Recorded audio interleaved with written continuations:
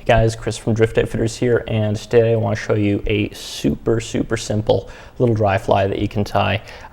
This is a very effective fly, but it's also a very quick to tie fly, so it's a great one if you're just looking to load a box, don't want to spend a whole lot of money on materials, whatever the reason. Definitely worth having a few in your box regardless. In the vise here I have, this is a Hanak 130 size 14 dry fly hook. I'm just going to latch on some tan 12/0 thread, taking wraps back toward the bend, like so. Snip off the excess. And the body, you can use different types of dubbing, but this is a hare's ear dubbing, a dark hare's ear. I'm going to take a pinch of that.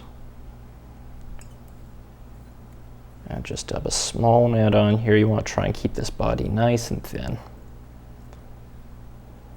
You can taper it upwards toward the eye if you like, just slightly. You can start winding that on.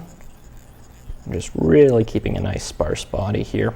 Take it out to about the 2/3, 3/4 mark on the hook here. And then hopefully that's just enough dubbing to do that.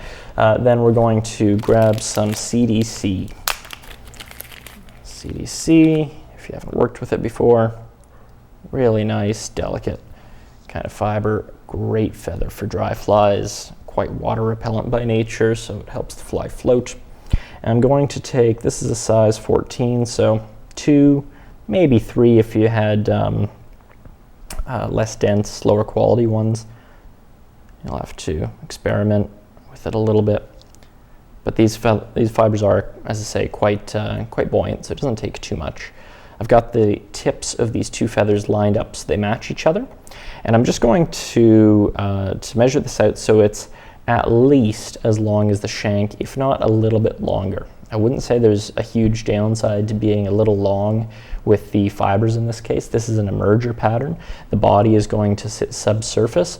The wing is going to, even with a longer kind of profile, end up being seen from the bottom up, and it's going to create a very small profile regardless.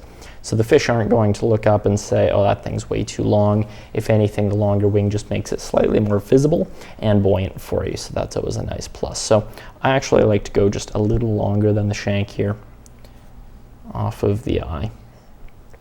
Place that on top, make a loose wrap to catch it in there. And just snip off the butts nice and close. I'm just going to grab a little bit more of that hare's ear dubbing now.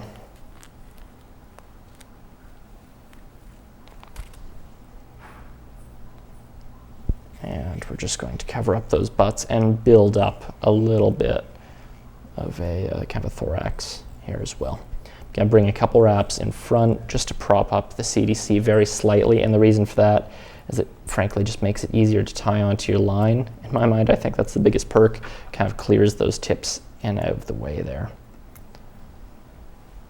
This fly is known by a few names. Shuttlecock is probably the best known name. It's very similar to Jeremy Lucas's plume tip. Great little fly. Doesn't look like much, but has a great profile in the water. It looks like a range of different food sources. Catches lots of fish. Try it out.